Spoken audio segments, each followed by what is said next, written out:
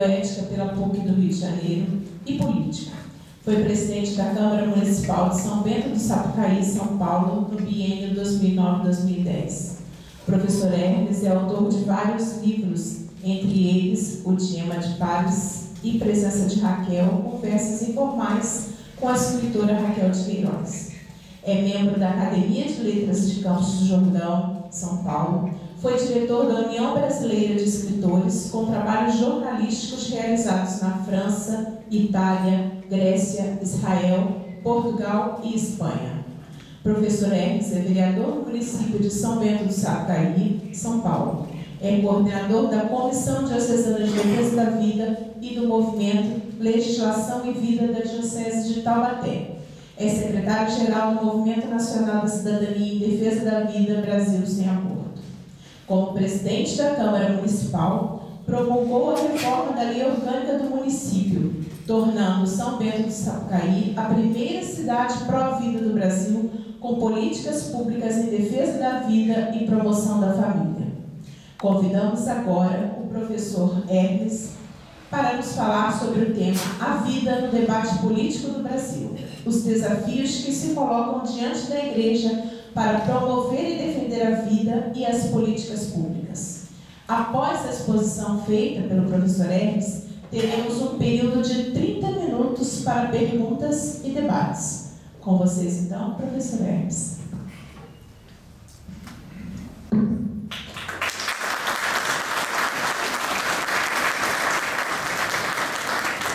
Bom dia a todos, bom dia a todas, né?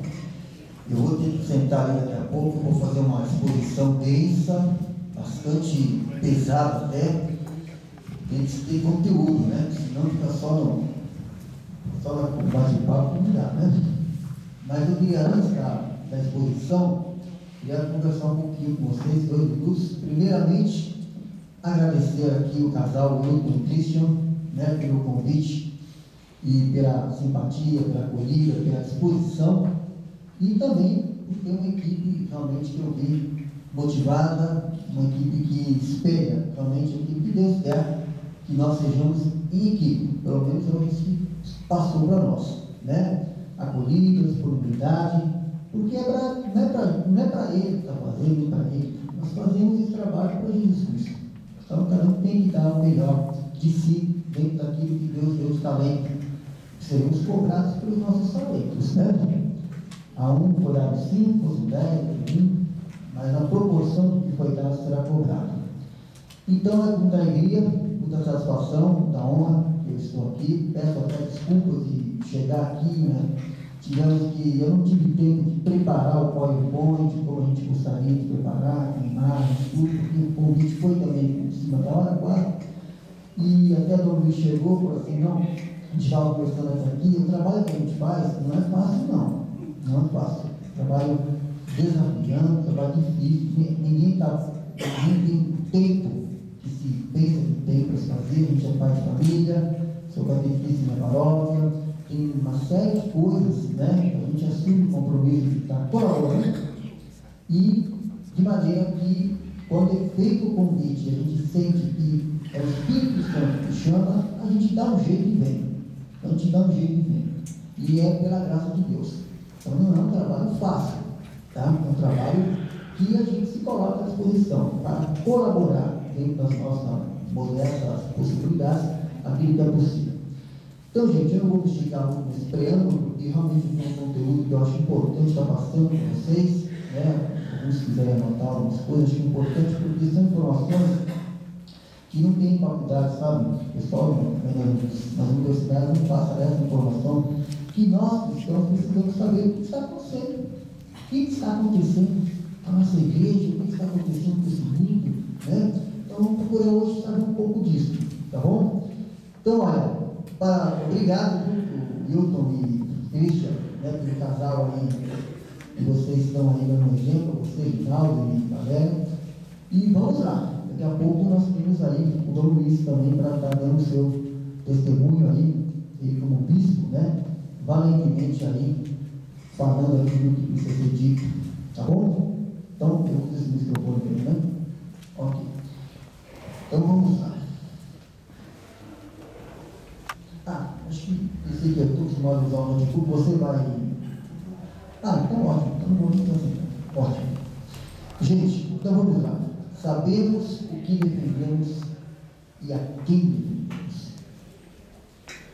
Então muita gente entende o que os cristãos desde o início, né, tiveram essa convicção. Defendemos Jesus Cristo. Então isso que dá força para enfrentar, porque tudo é contra. Tudo é contra. Né? Mas São Paulo disse, Deus é por nós, quem será contra? Mas tem muita coisa contra. Né? Contra o quê? Contra o projeto de Deus. Deus tem um projeto.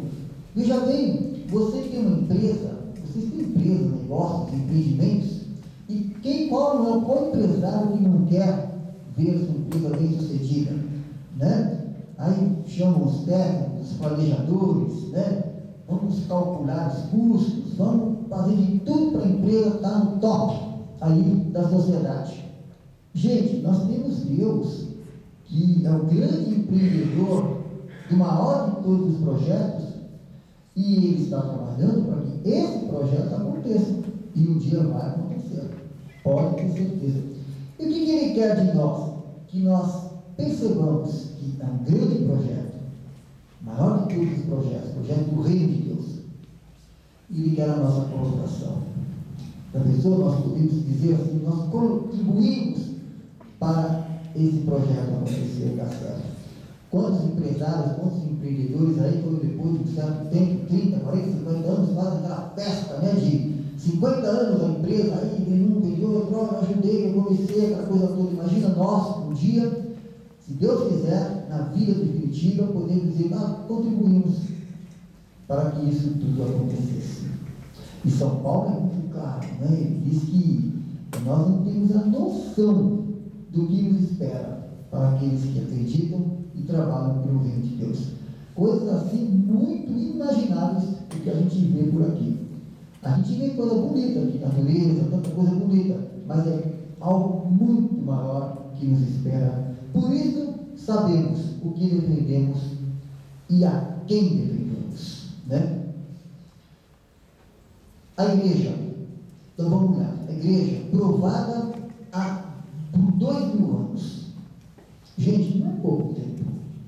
Não é pouco tempo que a igreja está no mundo, no meio do mundo, no meio dos acontecimentos, e enfrentando hostilidades, enfrentando, né, críticas, enfrentando pessoas que não querem que o projeto de Deus aconteça no mundo. Provada por 2000 anos, sustenta. Eu preferi escrever para evitar se dispersar, tá bom? Então, por isso que eu estou no roteiro hoje. Tá? Eu gosto muito de falar do improviso, mas hoje o assunto é bem mais denso, então vamos ter que ter um roteiro. Deve estar no tempo também. A igreja provada por 2000 anos sustenta uma verdade de amor que supera todos os equívocos da história. Os enganos ideológicos que são como o psil da serpente. Quem se lembra do psil da serpente? Falávamos agora há pouco com o Milton no carro indo para cá. Estamos revivendo Gênesis. Estamos revivendo aquele momento que a serpente chegou para Eva, depois para Adão e disse: por que não? Por que não? Por que você que tem a liberdade não pode fazer isso e não pode fazer aquilo? Sereis como deuses. Sereis como deuses? Por que não? São como aquele psil da serpente que prometem a panaceia utópica de realidades temporais que se transformam em pesadelos totalitários e inumanos. Todas as panaceias utópicas de promessas de paraíso terrestre ao longo da história, vocês sabem que estuda um pouquinho mais do que aconteceu. O último grande pesadelo totalitário que chocou a todos foi o nazismo na Alemanha. E Adolf Hitler, antes de assumir, pôs no papel, escreveu tudo que ele queria fazer no seu livro Mein Kampf. Pôs lá tudo que ele queria fazer. Em relação à Igreja Católica também, ele diz lá, dinamitar todas as igrejas na Europa. E passou por isso na cabeça, ele dinamizar tudo. E o Reich, que ele pensou em ter durado 1000 anos, durou apenas 12 anos. Mas com os efeitos gravíssimos que todos têm conhecimento, né? Então é isso. Essa panaceia utópica de paraíso terrestre e tais ideologias é isso, pesadelos totalitários e inumanos. Daí a pérola da verdade que a igreja mantém como sã doutrina. Pérola da verdade. Quem não se lembra daquela passagem do Evangelho e Jesus diz que quem encontra a pérola, aquele tesouro, tem de tudo para ficar com ela. Nós temos a pérola da verdade e muitos católicos têm dúvida disso. Será que estou no relativismo? Será que nós temos a pérola da verdade? E nem podemos dizer nós que temos a verdade. Perigosíssimo você falar sobre a verdade. Falar sobre a verdade hoje é complicado. Todo o tema que o Papa Bento XVI vem desenvolvendo, todo é complicado. A problemática é a questão da verdade, né? A pérola da verdade que a igreja mantém como sã doutrina. Quem não se lembra também daquela passagem feliz de São Paulo, em uma de suas cartas, que diz: chegará um tempo em que não se suportará mais a sã doutrina. Será que chegamos a esse tempo? Ou estamos a caminho de chegar a esse tempo em que não se suportará mais a sã doutrina? Isso foi dito em São Paulo. E é essa sã doutrina que a igreja defende e sempre defendeu ao longo da história. Que permanece, termo meio, essa expressão é meio difícil, mas é a expressão adequada, rocha inconcursa. Inconcursa. Quem é advogado, o João Carlos Gadinho, sabe bem o que é inconcursa. Inabalável. Rocha inabalável. A confirmar o que Jesus assegurou a Pedro: as portas do inferno não prevalecerão. Isso é promessa. Leiam a Sagrada Escritura, quando Deus fez a promessa a Abraão: te tornarei a tua descendência mais numerosa que as estrelas do céu. Aquilo foi promessa, e foi promessa que não foi cumprida. Você pode ler a Sagrada Escritura e ver qual promessa de Deus não foi cumprida ao longo da história. Qual a aliança que Deus faz ao longo da história que não é cumprida, porque Ele faz a promessa, Ele faz a aliança e cumpre o que prometeu. Qual foi a promessa que Jesus disse a Pedro? Tu és Pedro, e sobre essa pedra edificarei a minha igreja. Contra ela as portas do inferno não prevalecerão. Não prevalecerão. Não terão a última palavra. O mal não terá a última palavra. Essa foi a promessa de Jesus Cristo quando fundou a igreja. Isso é para muitos católicos hoje em dúvida. Não tem muitos católicos em dúvida? Será mesmo que a igreja vai vencer mais esta crise? Tem católicos com essa dúvida hoje? Será que a igreja vai superar, que a barca de Pedro vai superar mais essa crise? E muitos acabam indo para onde? Para o ceticismo, né? Para o relativismo, para o ateísmo e tantas coisas mais. Vamos ver. Mas essa convicção requer de nós, cristãos, pôr a mão no arado, carregar a cruz e seguir nosso Senhor Jesus Cristo. Daí o sentido da missão evangelizadora ser cada vez mais exigente em meio a tantos desafios. Uma frase de Chesterton: sou o homem que com grande ousadia descobriu apenas o que havia sido descoberto antes.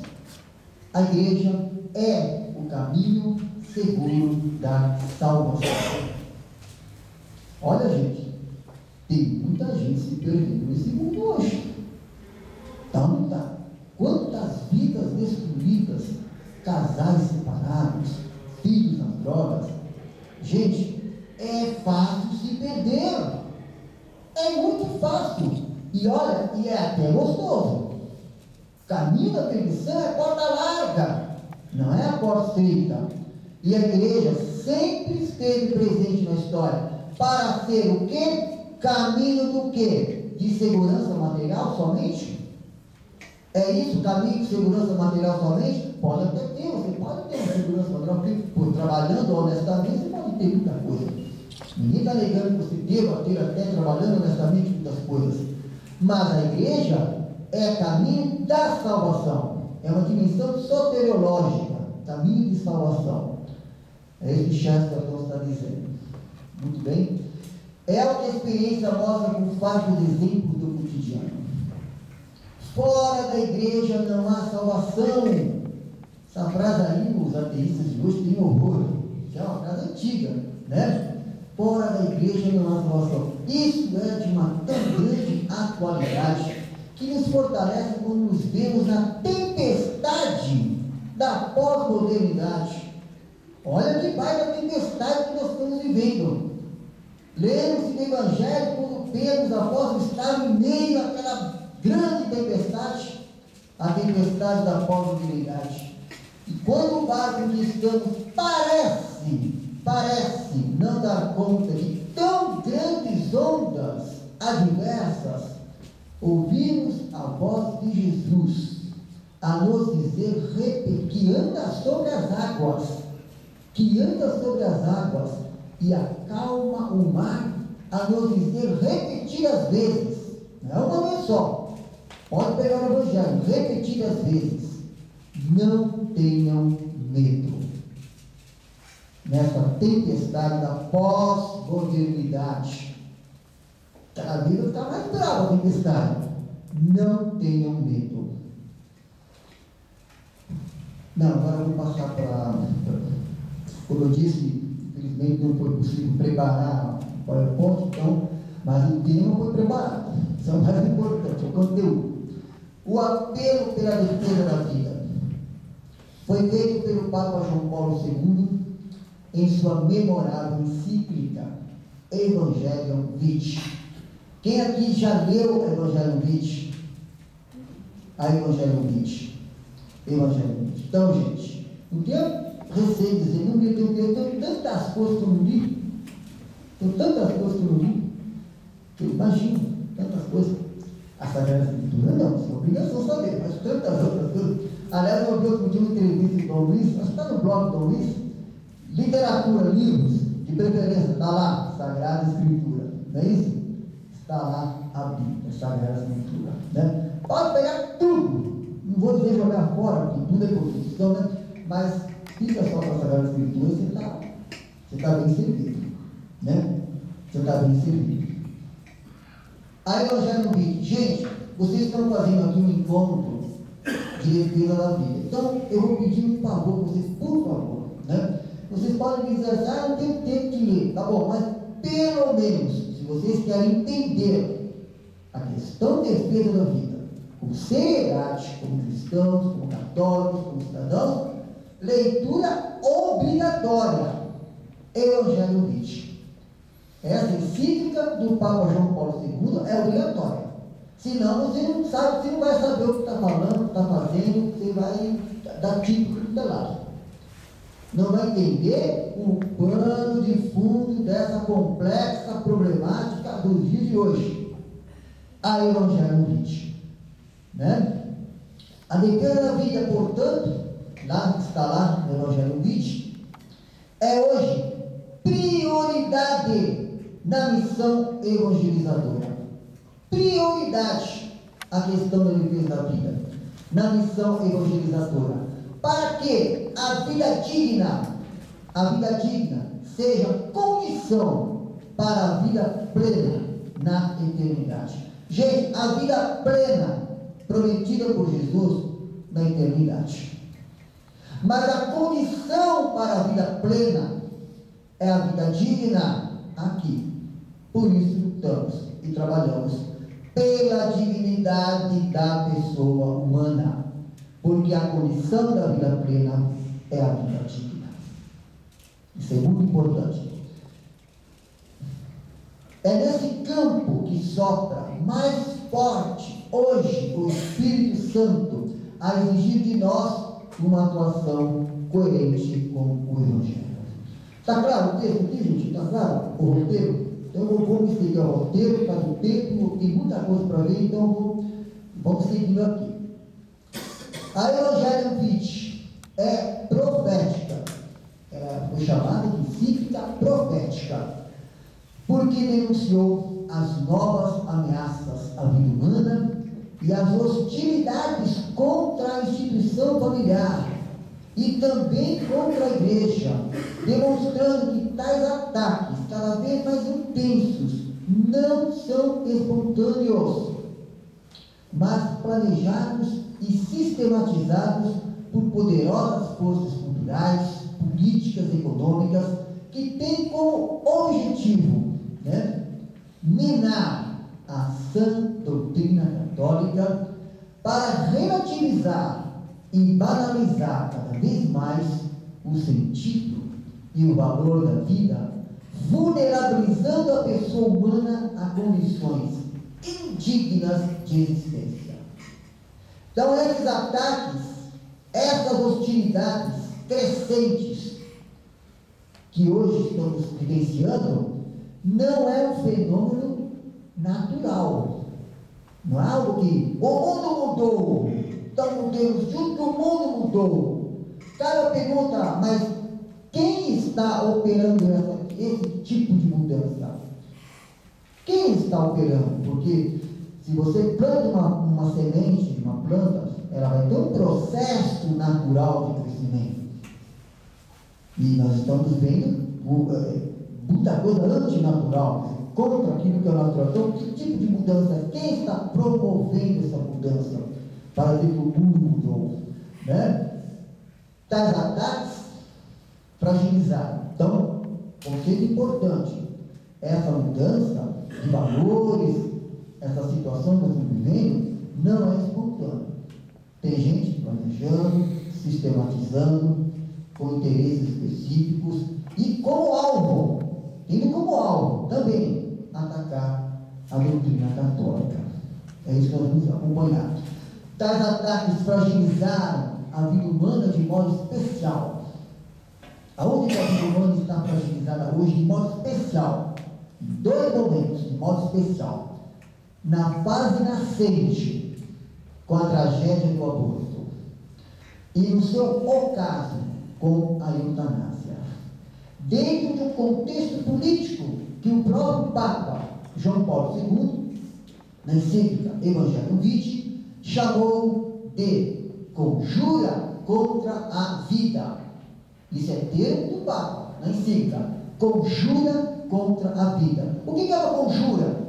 Conjura é um pessoal que se junta para fazer alguma coisa errada, junta força para saltar um banco. Então vamos juntar e vamos calcular como é que nós vamos fazer. Então, uma conjura contra alguém, contra alguma coisa. Vivemos hoje uma conjura contra a vida, em que forças ideológicas vão impondo, ou vão tentando impor, estilos suicidas que se voltam contra o ser humano, agrilhoando-o. Desculpa se eu estou usando um termo meio não muito usual. O que é agrilhoar? Prender, amarrar, agrilhoando-o a falsas necessidades e a perversas ilusões. Então, mas não tratar, vamos falar sobre o homossexualismo, uma perversa ilusão. Tem ilusão, canto de sereia, perversa ilusão.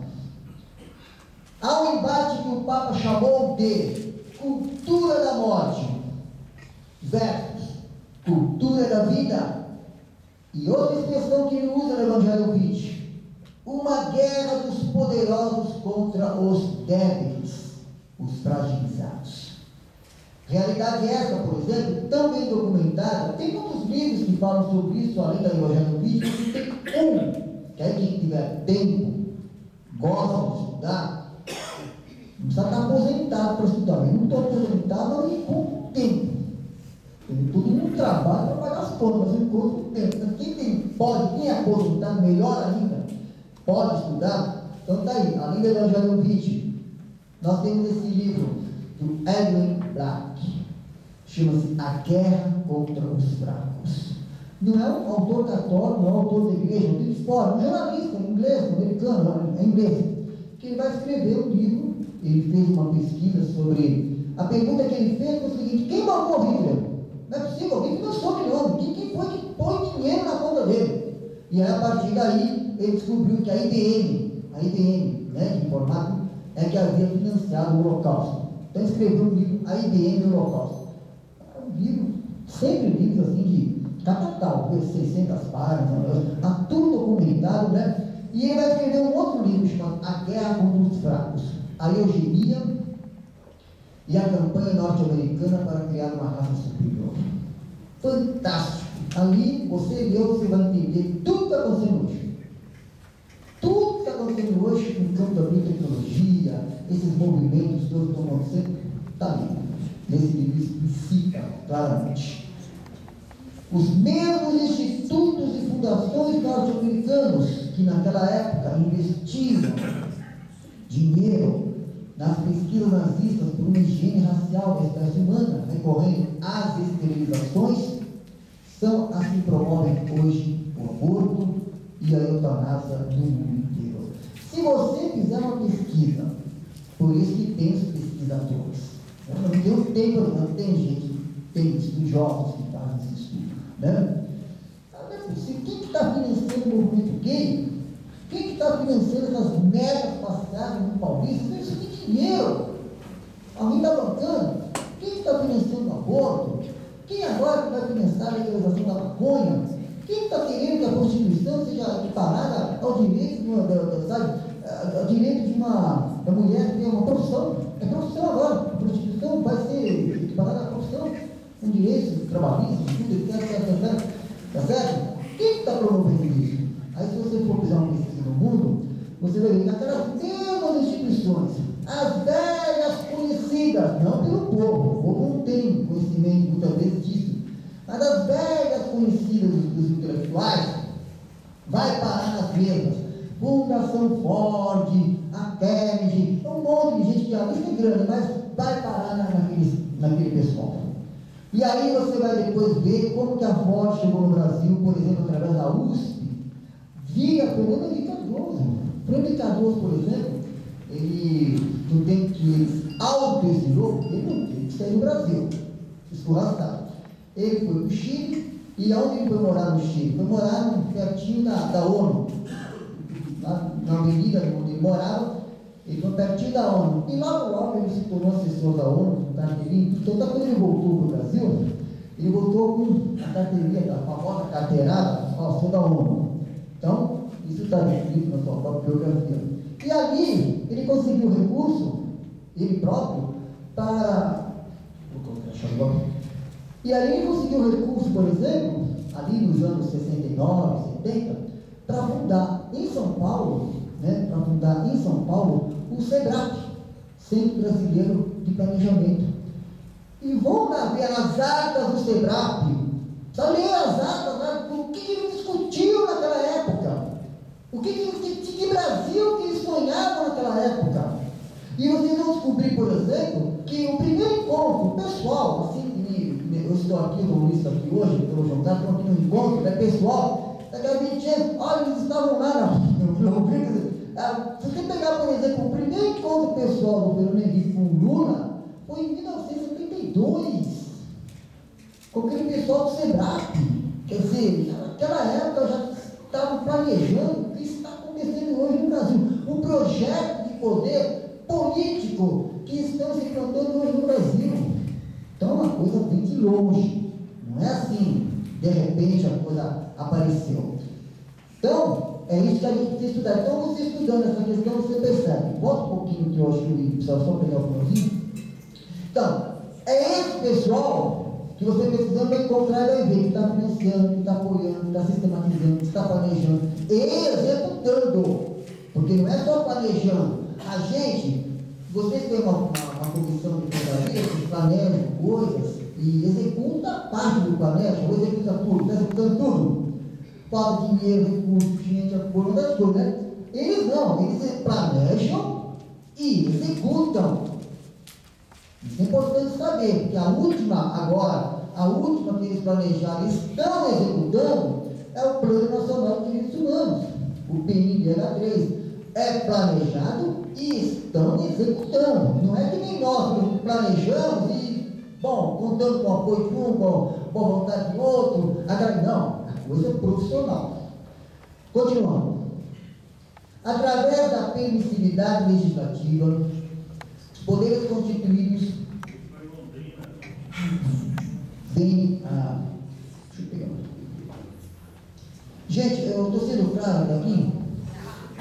Deixa eu pegar um pouquinho de água. Aproveitar aqui para apagar um pouco.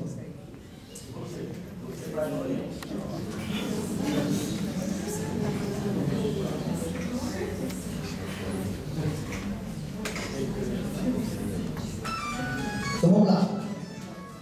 Através da permissividade legislativa, os poderes constituídos vêm aprovando leis contra a vida, descriminalizando o aborto, autorizando a eutanásia, permitindo o uso de embriões humanos em pesquisas científicas, ferindo a dignidade sacramental do matrimônio, ao legitimar uniões do mesmo sexo, com direito de adoção de crianças, negando-se assim o direito à criança da insubstituível. Viu, quando for assim, olha, quando for assim, pega o celular e dá uma saidinha lá fora, você não quer saber, cara. Elas são bonitinhas só, eu vou lá fora, vamos banheiro. Gente, se tivesse lá, então, se atender, você vai lá fora, tá bom? Então vamos lá, ferir a dignidade sacramental do matrimônio, legitimar uniões do sexo, com direito de adoção de crianças, negando assim o direito à criança da insubstituível e imprescindível paternidade e maternidade, indispensável formação integral da pessoa. Na questão homossexual, querem equiparar a família, a casamento, matrimônio. Existem vários fatores, mas, por exemplo, a questão do homem e mulher, ao se unir, uma das finalidades imprescindível dessa união é a geração de filhos, é a descendência. A adoção não é a descendência natural. Tanto é que a questão da descendência é tão séria, tão importante, até no plano de Deus, que o próprio Jesus, falava agora um pouco Milton, o próprio Jesus, ele vem de uma família descendente de quem? De Davi. José é filho descendente da família de Davi, lá em Belém. Não tem questão assim, Belém, porque era a cidade da descendência. A questão família era muito mais do que só juntar e morar junto, pelo amor de Deus. Então, isso é vários outros fatores, antropológicos, etc. Entendeu? Comigo, depois vai falar melhor para você sobre essa questão. Né? Continuando. Por isso, a Evangelho Vitae buscou sensibilizar os governantes e legisladores não apenas a elaborar e aprovar leis em favor da vida, como a sociedade de um modo geral, a colocar-se ao lado da vida na defesa do nascituro, do portador de necessidade especial, dos idosos, enfim, dos mais fragilizados do mundo, pois o que a igreja quer é a vida para todos. Naquela dimensão, colocamos agora em pouco, a vida digna como condição para a vida plena. Por isso a igreja está no mundo lutando para a vida digna. Né? As forças, bom, agora entramos num capítulo importante agora. Fala-se, o Evangelho Vitae falou da conjura contra a vida, falou da cultura da morte, guerra dos poderosos contra o Bélias. Mas espera aí, você está lendo e pergunta, mas que forças ideológicas são essas? Aí você identificar que forças, que ismos, aí é um monte de ismos, aí é um monte de ismos que estão aí, tem que entender. Claro, só vou pincelar, mas tem que entender esses ismos. Porque existe uma conexão entre esses ismos, todos têm uma conexão com o outro. Não é assim, tá certo? Mas vamos ver que ismos são esses, né? Essas forças ideológicas, e juntando todas essas forças, vai formar a cultura da morte. Tem também a cultura da vida. Mas vamos ver as forças ideológicas, para você saber o que você está enfrentando. Senão você, como já aconteceu, de católico achar que a reencarnação está tudo certo, mas mistura tudo. Ele não sabe que a ressurreição é fundamento da fé católica e se diz reencarnacionista. O que eu vou fazer? Então misturou o conceito. Então tem que ter claro os conceitos para saber o começo da minha palavra. Sabemos o que defendemos e a quem defendemos. Jesus Cristo ressuscitado. É isso que nós entendemos. Não dá para fazer balaio de gato, como muitas vezes acontece hoje. Na verdade, é por isso que tem que conhecer. A igreja, então aqui, as forças ideológicas que formam o que o Evangelho Witt chamou de cultura da morte. A igreja não apenas sofre com tudo isso, mas é atingida por essas forças ideológicas no que ela tem de mais sagrado. O que ela tem de mais sagrado? A sua sã doutrina. Isso é sagrado. Porque é com isso que ela vai garantir o caminho do quê? Da salvação. Continuando. Há uma sutil estratégia. Por que é sutil estratégia? Porque a gente não percebe. A gente não percebe a coisa. É sutil estratégia. No intuito de tentar corroer, que nem uma sogra, corroendo, inclusive por dentro da instituição, inclusive por dentro da igreja, né? Os seus princípios e valores, com uma metodologia muito sofisticada. Não é primária, não. Não é uma metodologia amadora.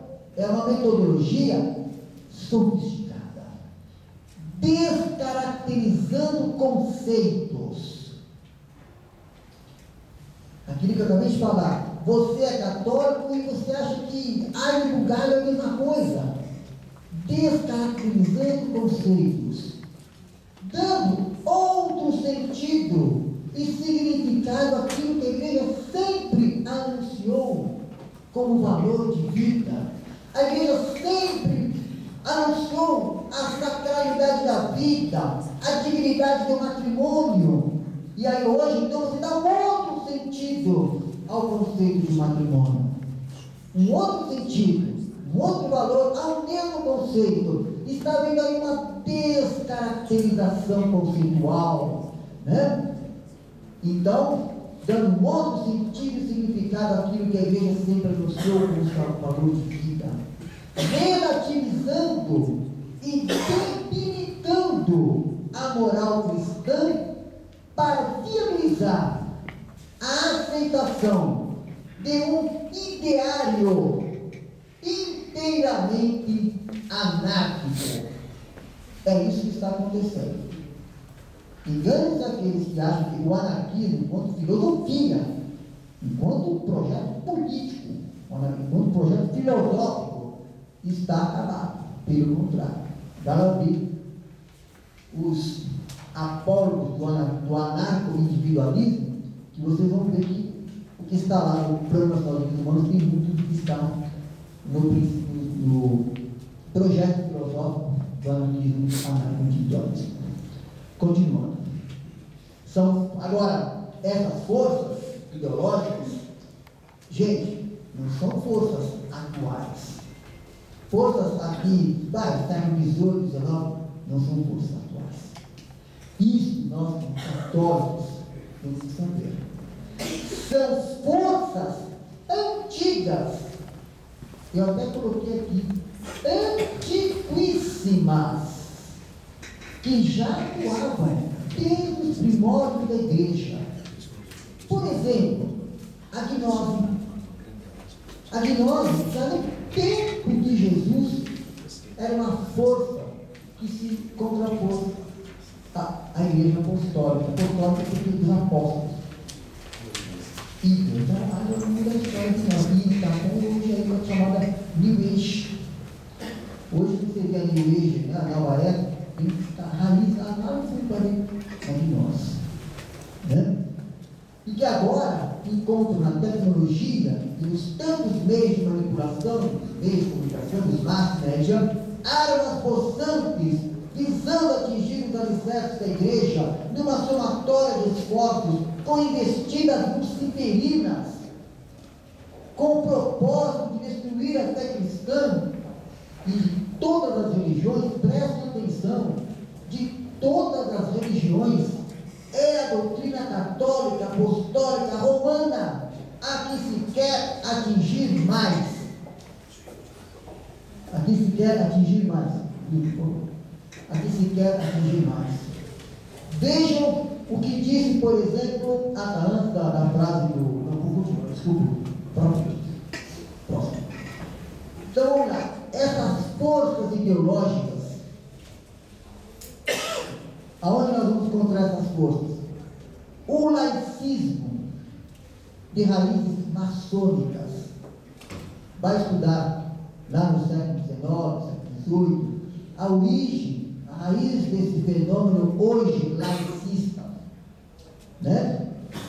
De raízes maçônicas e também anarquistas. O ateísmo agressivo, porque até pouco tempo atrás, algumas pessoas se diziam ateias, eu sou ateu, e ponto final.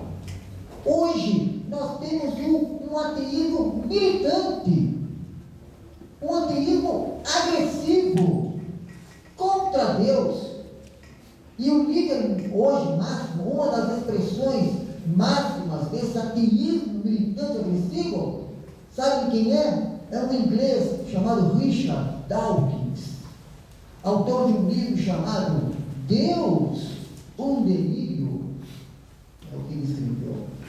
E eu fui pegar o livro para ler, e ele disse no começo do livro: olha, leitor, vou fazer você um ateu até o final desse livro. Esse é o propósito dele.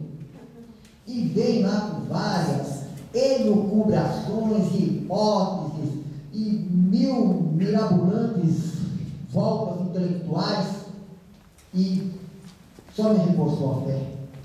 E esse cidadão, o Richard Dawkins, foi ele que quis processar o Papa na sua visita à Inglaterra, quis pôr na cadeia o Bento XVI. Ele fez um movimento na Inglaterra querendo pôr o Papa na cadeia, por ele ser cristão, por ele ter uma fé, por ele crer em Deus. Então, o líder deve ter saber desse papo, desse episódio. A coisa está nesse pé. Tanto é que alguns assessores do Papa pediram: pelo amor de Deus, não vá para a Inglaterra. E Bento XVI foi para a Inglaterra. E nada aconteceu. Sabe por que nada aconteceu? Que o povo é outra coisa, né? Alguns intelectuais são uma coisa, como eu aqui no Brasil. Alguns poucos intelectuais querem porque querem um aborto como direito humano. Vá para a rua, pergunta para o povo. O povo é contra o aborto. Todas as pesquisas vêm dizendo. Hoje, 82% é contra o aborto. E tem mais. Vá para a rua, você pesquisa sobre o homossexualismo do povo. O povo é contra. O povo é contra. Vai perguntar para o povo se ele quer a prostituição como profissão. O povo é contra. O povo é contra isso, né? Então, nada aconteceu. Mas esse é o ateísmo agressivo do Richard Dawkins, né? O feminismo radical, outra força ideológica terrível hoje. O feminismo, o próprio nome já fala, né? Radical. Que começou lá com a Simone de Beauvoir. Vocês conhecem a Simone de Beauvoir, casada com um grande intelectual francês, Jean-Paul Sartre, né? Amigo de Fernando Henrique. Amigo assim, ele era muito mais velho, mas ele chegou a conhecer o jovem, então, Fernando Henrique Cardoso, gostava muito do Sartre. Ele esteve aqui no Brasil em 1960, muito badalado, cultuoso. Ele morou assim, Mondovar, assim, eles eram, cara, moravam, viviam juntos assim, cada um num apartamento,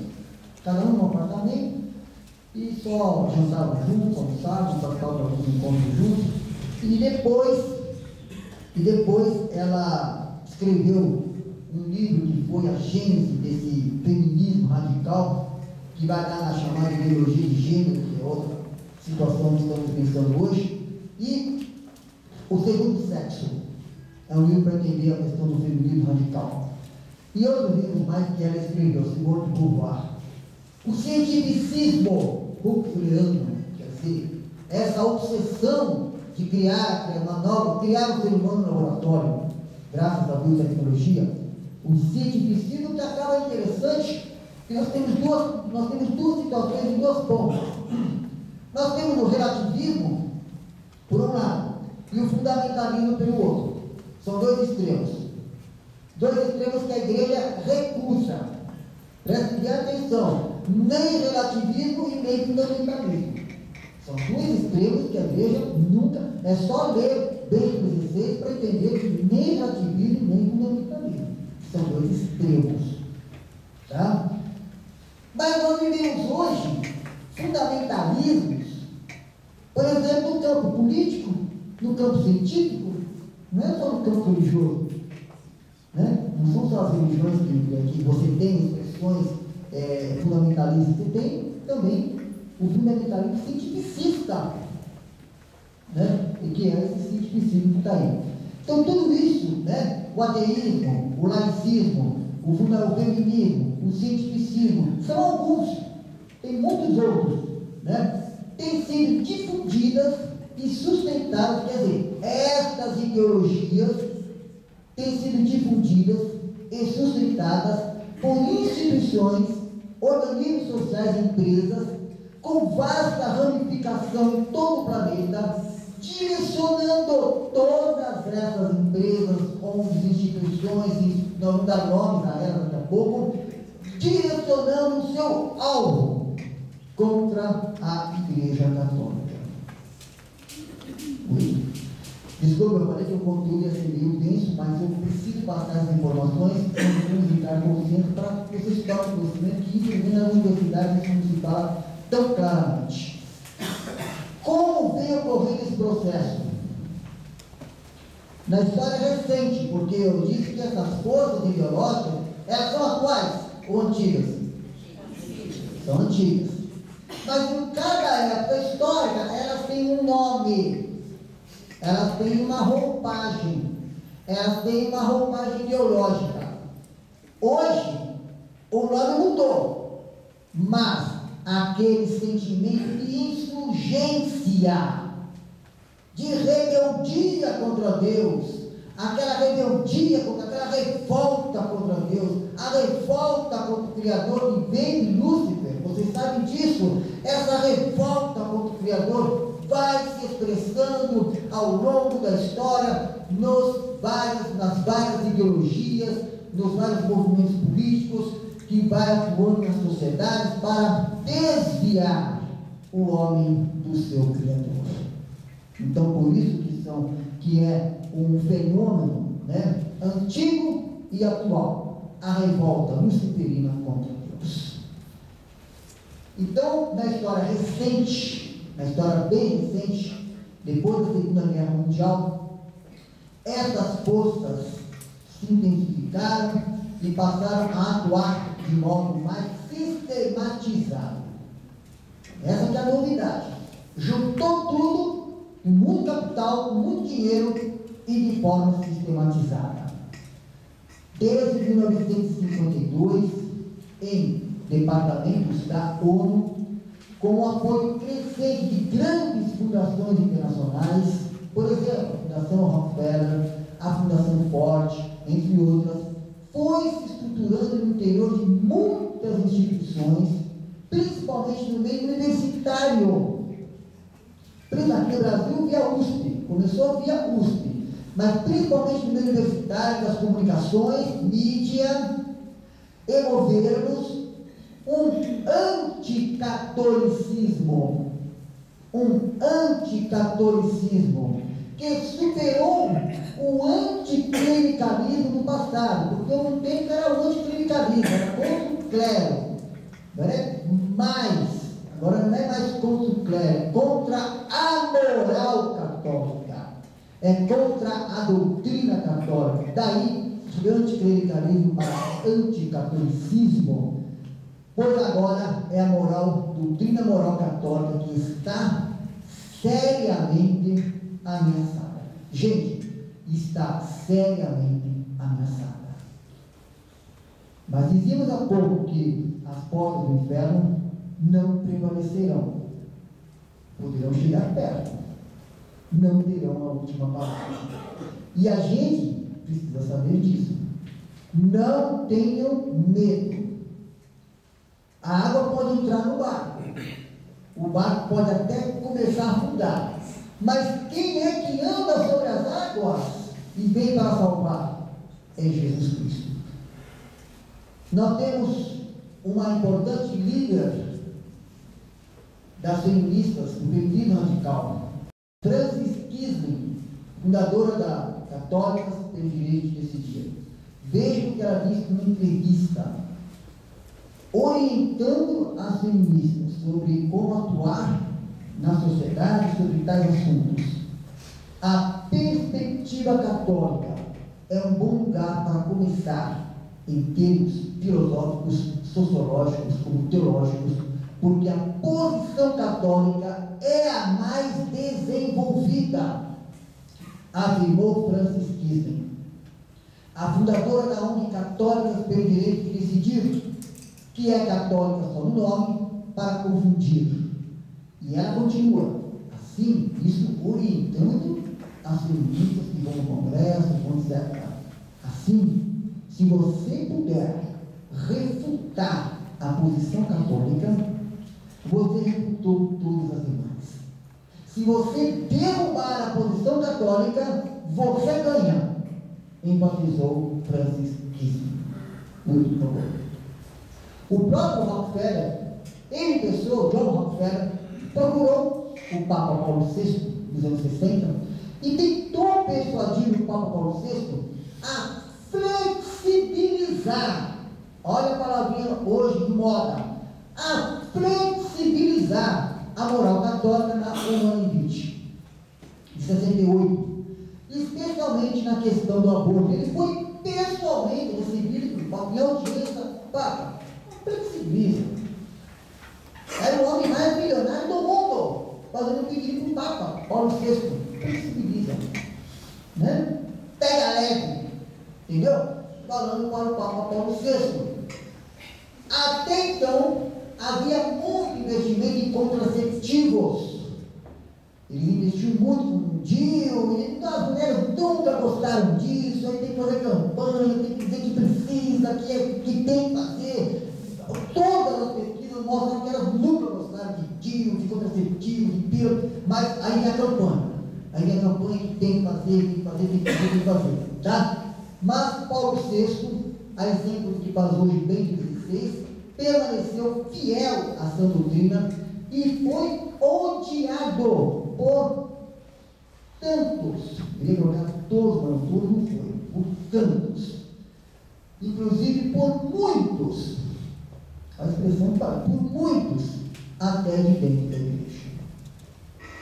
E o próprio Papa, por ele ter sido fiel à doutrina da moral católica, da Humane Vitae, foi odiado por muitos, Paulo VI.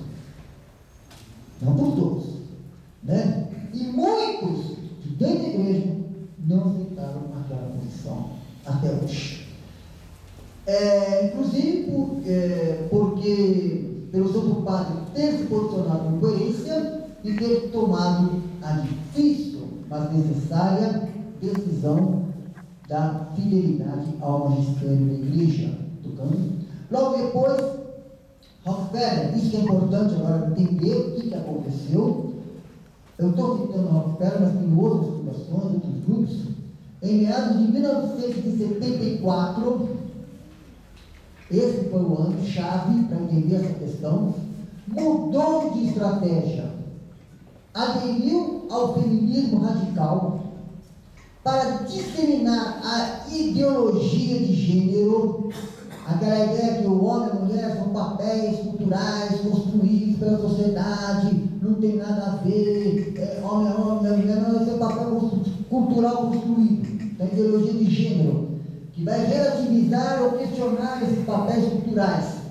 A ideologia de gênero, para aos poucos eliminando na base a doutrina católica, especialmente no campo da sexualidade. Especialmente no campo da sexualidade. Por exemplo, nos momentos, mas eu preciso só terminar essa parte aqui.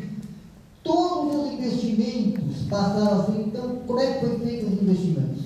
Passaram a ser feitos em ONGs, publicações, eventos, propaganda televisiva, flexibilização legislativa e todo esse rolo compressor midiático de apologia ao homossexualismo, à liberação do aborto, das drogas, da prostituição e etc. Então, essa foi a história desde 1974.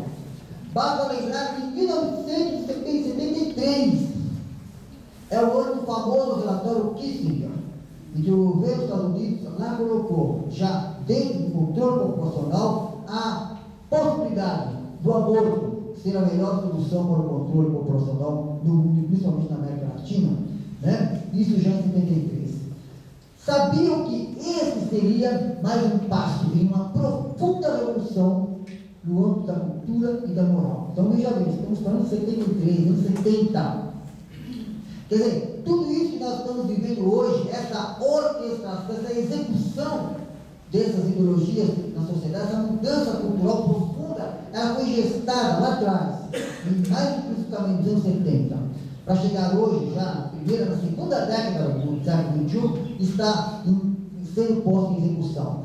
Sabiam que esse seria mais um passo, uma profunda revolução no âmbito da cultura e da moral, que poderia levar mais de 30 anos.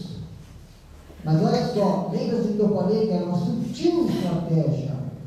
Sutil estratégia. As pessoas, muitas das pessoas não perceberam esse processo. E muitos estão hoje sendo pegos de calça curta. O que está acontecendo com a família? O que está acontecendo com a igreja? E não conseguem ver a cara do inimigo, não conseguem ver de onde estão vindo os dardos e contra quê? Contra a moral católica, né?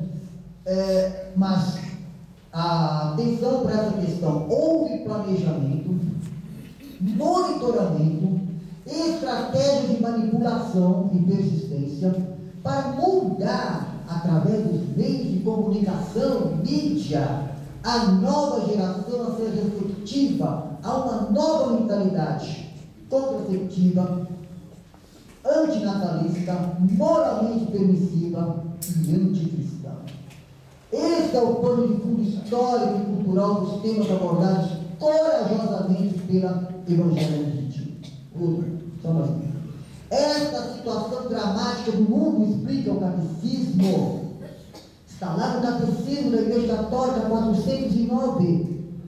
Esta situação dramática do mundo, explica o catecismo, que o mundo inteiro está sob o poder do humanismo, faz da vida do homem um combate, uma luta árdua contra o poder das trevas que perpassa a história universal da humanidade.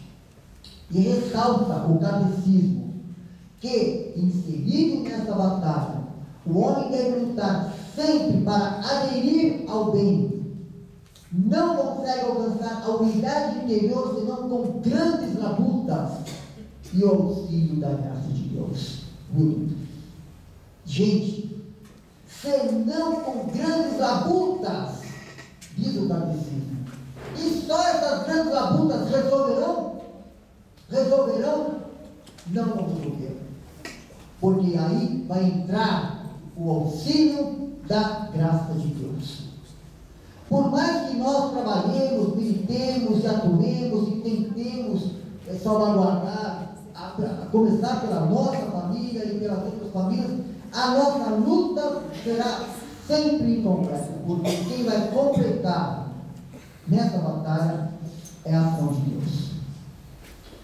O apelo lançado pelo Evangelho Vitae, pela defesa da vida, deve mobilizar a sociedade nessa nova frente de batalha. A sociedade nessa nova frente de batalha, e rogamos a intercessão de São Miguel Arcanjo.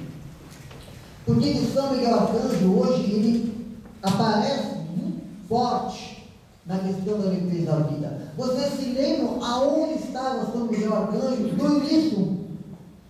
Quem foi que defendeu? A quem São Miguel Arcanjo defendeu no início? Justamente o combate contra o inimigo de Deus. Lá no início da primeira revolta contra Deus, São Miguel Arcanjo, com sua espada flamejante, se deteve aqueles que estavam contra Deus. Pois vemos que os ataques contra a vida e a família são também ataques contra a igreja.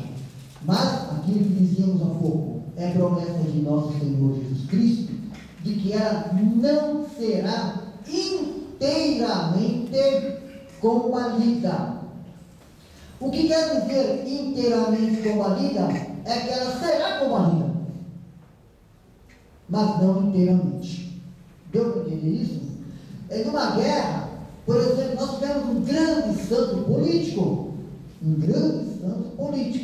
que foi São Luís, rei da França. Ele foi para a cruzada. Ele foi um rei cruzado e legislador. Ficou combalido, né? Mas não inteiramente. É isso que nós temos que entender. A igreja poderá ser combalida, mas não inteiramente, né?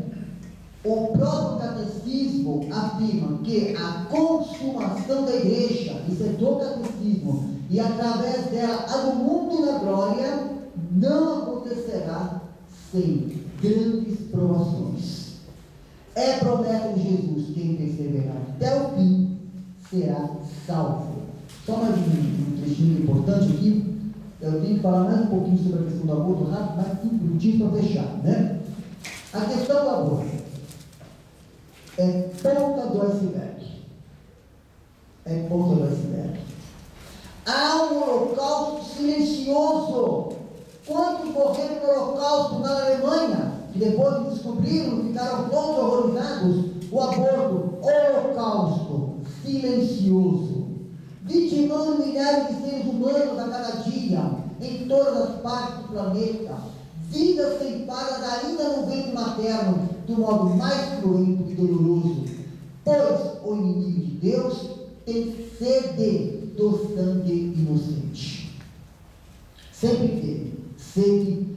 Aliás, me fale um sangue inocente que ele teve sede, que teve que ser derramado para a salvação da humanidade. O meu próprio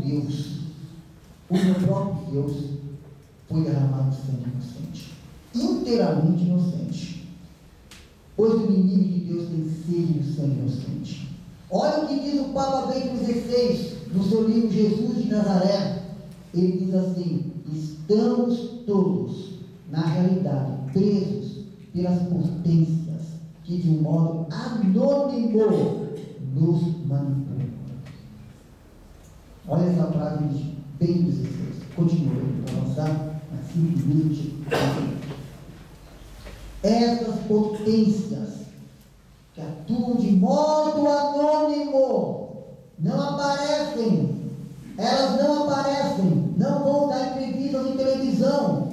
Esses grandes financistas não aparecem nos jornais, não são políticos, não são artistas de novela.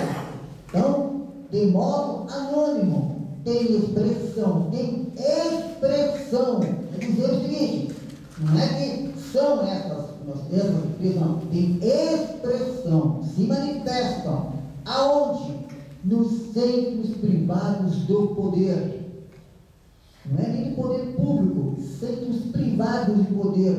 Nas grandes fundações, como falamos, Rockefeller, a Ford, a MacArthur. Vai ver quem está financiando as clínicas de aborto: a MacArthur, a Buffett, a Gates, do Bill Gates, a mulher dele, Melinda Gates, a IPPF, a Bacon, o IPAS, né? E tantos outros por aí afora. na vasta rede de ONGs feministas que defendem os direitos sexuais e reprodutivos, em agências da ONU, etc., que querem construir o mundo de um modo autônomo, sem Deus. Daí a obsessão pela manipulação da vida, com as possibilidades inquietantes em decorrência dos avanços biotecnológicos. Depois, isso é importante entender também, depois da obsessão, que é uma obsessão, né? Por uma libertação, olha a palavra de libertação, que primeiramente se expressou por uma utopia social, agora quer-se chegar a uma libertação mais profunda, contra até mesmo as condições biológicas do ser humano. E aí, uma frase do Papa Bento XVI, no seu livro O Sal da Terra, iluminadora essa frase para entender essa problemática. Ele diz assim: aqui se ultrapassou, por assim dizer, a teologia da libertação política. Já passou. Já ultrapassou por assim dizer, a teologia da libertação política com uma antropológica. Então, a fase da teologia da libertação política foi ultrapassada por uma outra libertação mais profunda e mais grave, que é a antropológica, que é a que nós estamos vivendo agora. Explicou Ratzinger em sua obra O Sal da Terra. Tais forças de poder atuam no esforço de, que querem essas forças de poder? De um desmonte, palavra-chave essa, de um desmonte das estruturas civilizacionais, do direito natural e na arquitetura de uma engenharia social tecnicamente planejada para um completo domínio da vida. O controle populacional faz parte dessa estratégia. O aborto, portanto, é um aspecto sombrio dessa terrível realidade que o Papa chamou de cultura da morte. Estou ocupado? Deve estar quase finalizando. Acho que estou finalmente. No Brasil, isso é no mundo inteiro, viu, gente? Esse fenômeno, esse processo, e na Europa também a coisa não está fácil, está bem avançado mais do que aqui, nesse aspecto, mas no Brasil, todas essas ideologias estão contidas no Plano Nacional de Direitos Humanos, PNDH3. Gente, é só pegar o site Presidência da República do Brasil, olhar no Google, Palácio do Planalto, Presidente da República, vai estar lá, Secretaria Nacional de Direitos Humanos, vai estar lá em PDF, gratuito, todo o Plano Nacional para você ler. E depois que você lê tudo aquilo, não me vem depois, daqui a 30 anos, dizer, nossa, mas fizemos tudo isso no Brasil. Já está escrito o que eles querem fazer. O projeto profundamente anticristão que está sendo implantado. O que causou o PNDH3 causou assombro e perplexidade de vários setores da sociedade quando foi lançado pelo governo federal em dezembro de 2009. O fato é que com o PNDH3, Plano Nacional de Direitos Humanos,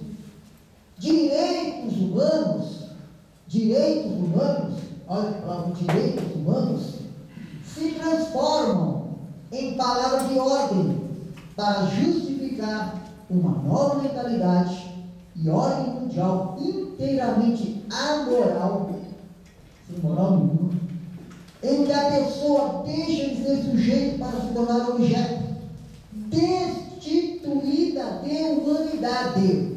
Olha só, uma pessoa destituída de humanidade. Não é mais pessoa. Destituída de humanidade, sem proteção e promoção, anulada em sua identidade, vítima de reducionismos habitantes, em graus diferenciados de manipulação, que é a pior de todas as violências.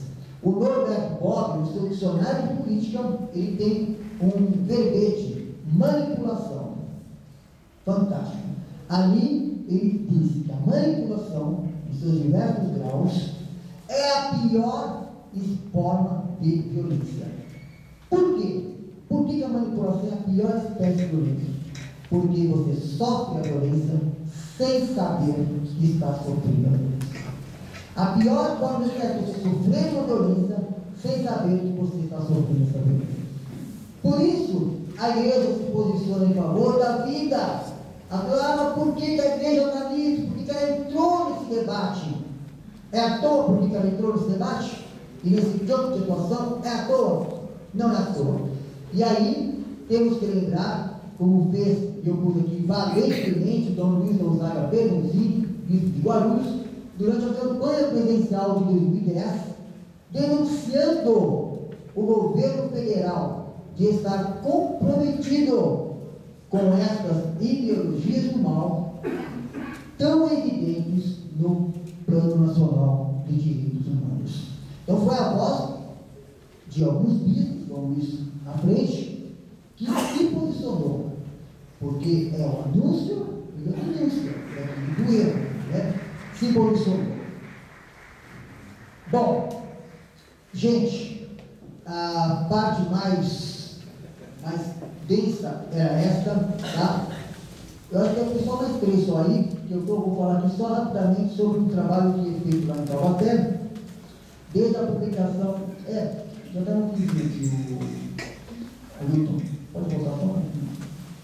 Então, desde a publicação do Evangelho Vitae, tem havido iniciativas no sentido em muitas partes do mundo. No Brasil, após a aprovação da Lei de Biossegurança, em 2005, essa mobilização vem crescendo. Tem surgido em várias dioceses, comissões diocesanas em defesa da vida, grupos de estudo na área de bioética, movimentos de leigos comprometidos com o Evangelho da Vida. Como vocês, por exemplo, que estão aqui em Londrina, se organizados. Na diocese de Taubaté, o nosso bispo Dom Carlos João Rodo fundou em 28 de outubro de 2005, ninguém é de agora, desde 2005 foi fundado um movimento de legislação de vida, que coordena junto com o padre Intervaldo Naufal Júnior, e também a Comissão Diocesana em Defesa da Vida. Realizamos, na nossa diocese, eu tinha feito várias imagens, fotos, mas não deu tempo, então faz só o controle mesmo, que tem que vocês. Realizamos vários seminários de bioética e um congresso internacional de defesa da vida, que foi lá no santuário de Nossa Senhora da Conceição Aparecida, em fevereiro de 2008. Eu sempre coloco o santuário de Nossa Senhora da Conceição Aparecida, porque tem um santuário de Aparecida. Quando eu estava lá, fazendo para esse santuário de Aparecida, me chamaram. É santuário de Nossa Senhora da Conceição Aparecida. Entendeu? Então eu sempre cito agora que de Nossa Senhora da Conceição Aparecida. Que é importante esse detalhe, importantíssimo, né? Desde então, junto com outras comissões diocesanas e demais grupos, como o Movimento Nacional da Cidadania da Vida, Brasil Sem Aborto, que é suprapartidário e supra-religioso, estamos acompanhando em Brasília os projetos de lei relacionados à vida e família que tramitam nas comissões do Congresso Nacional, bem como as deliberações do Supremo Tribunal Federal, como a DIN 3510, relacionada às provas-tronco, e a DPF 54, que é a utilização de aborto por anestesia. Com um trabalho coerente e integrado, isso é uma coisa importante para a comissão de vocês aqui, trabalho integrado com o padre, assessor e com o bispo. Não é assim, vou fazer na minha cabeça as coisas, não, tem que trabalhar integrado. O padre não se entende comigo. Bom, vai ter que se entender, que trabalho integrado. Entendeu? Temos conseguido importantes vitórias no campo legislativo. Em maio de 2008, por 33-0, o PL 11.591, que visava legalizar o aborto no Brasil, foi rejeitado. Nós estávamos lá no dia, por uma questão muito histórica, foi rejeitado na Comissão de Segurança Social e Família e também posteriormente pela Comissão de Constituição e Justiça. Promulgamos, ainda no período em que fui presidente da Câmara Municipal de São Bento do Sapucaí, aqui na cidade, a primeira lei orgânica provida do país, incluindo no texto constitucional local o direito à vida desde a fecundação até a morte natural, com diretrizes do humanismo integral, destacando que o direito à vida é o primeiro e principal de todos os direitos humanos. Tem mais uma?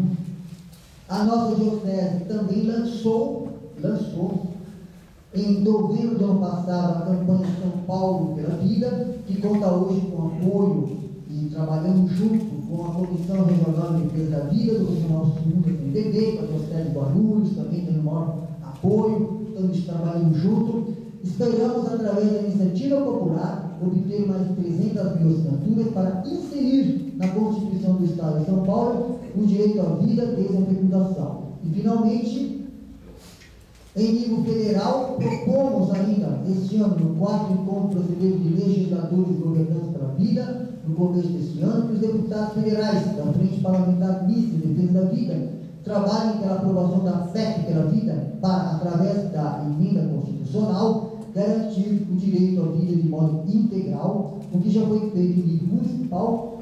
Esperamos conseguir em âmbito estadual e, se Deus quiser, também em nacional. Uma última. Nesse sentido, há ainda esforços, pela aprovação do Estatuto do Nascituro. Todas essas iniciativas mostram que a Igreja, ao contrário do que muitos pensam, está viva e atuante, apesar das tantas dificuldades existentes. O nosso trabalho diocesano é feito em comunhão eclesial, com o bispo, quer dizer, estou aqui, o bispo está sabendo, está aprovando, quando eu não posso falar outro, com o bispo, o padre assessor e os leigos.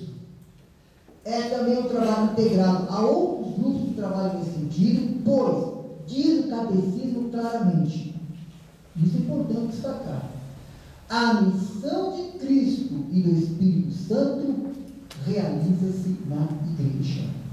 A missão de Cristo e do Espírito Santo realiza-se na Igreja.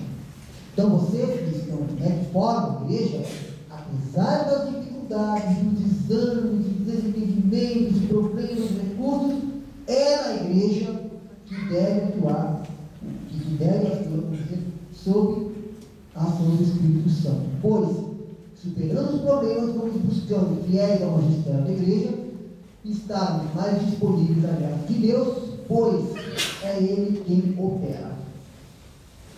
Gente, para terminar, Santo Afonso de Ligório é enfático dizer que a oração deve preceder a ação. Eu ia começar esse nosso encontro fazendo a oração do Espírito Santo. Eu sempre começar invocando o Espírito Santo. Como já tinha sido feito, já estava no trabalho, então não foi feito. A oração precede a ação. Para estabelecer um vínculo perfeito que propicia a vivência das graças que somente Deus pode oferecer a quem dele recorrer sinceramente. É o lema de São Bento, ora, entra a morte, que atualiza a pedagogia de Deus no mistério da Igreja, orante e militante na defesa da vida humana de modo integral, desde a concepção, na dimensão soteriológica, na dimensão da salvação, com a perspectiva para a realidade última, pois a vida definitiva depende desta provisória, das nossas decisões e adesões que fazemos no dia a dia. Essa é a última. Então, somos chamados a refletir sobre que lastro construímos a nossa história. Qual é o lastro, o alicerce da nossa história? Por isso que começamos essa nossa exposição falando, sabemos o que defendemos e a quem defendemos, que é Jesus Cristo ressuscitado. Esse é o lastro que nos motiva a nossa ação. É Deus quem opera com as nossas fragilidades, imperfeições e muitos defeitos. É Deus quem opera. Nesse sentido, a Igreja confirma Jesus Cristo como caminho, verdade e vida. E é desta vida que dependemos. Qual vida dependemos? A vida nova, defendida e prometida por Jesus Cristo. A vida eterna. Aquela vida digna que antecipa a vida plena. Daí, que começa aqui a ser edificada, é essa vida que dependemos, a vida nova proposta por Jesus, que começa aqui a ser edificada. Daí, como as coisas não são nada atuais,